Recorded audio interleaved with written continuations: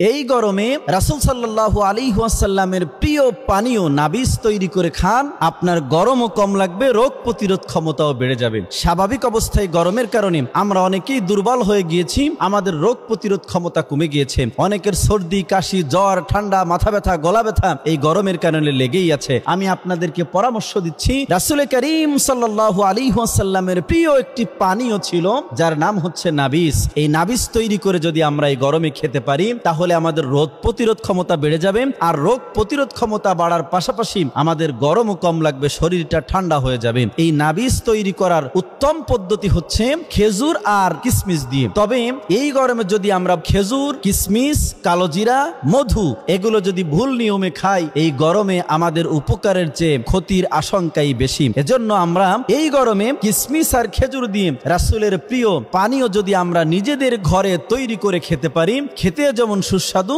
শরীরের জন্য বিরাট উপকার করবে। নাবিস তৈরি করার উত্তম পদ্ধতি হচ্ছে, প্রথম অবস্থায় যেই কোনো ধরনের ভালো মানের খেজুর নেবেন 8 থেকে 10 পিস।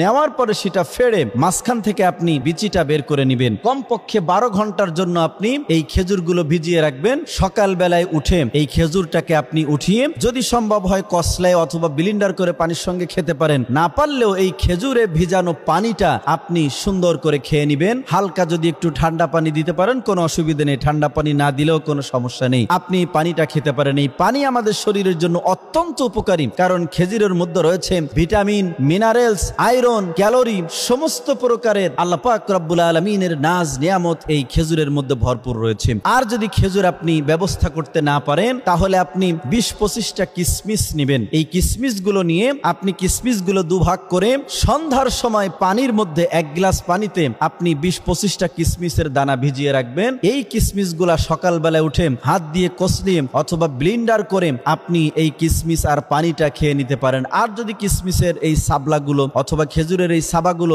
আপনি খেতে না পারেন, অসুবিধা নেই, আপনি শুধুমাত্র পানিটুকু খেয়ে নিবেন।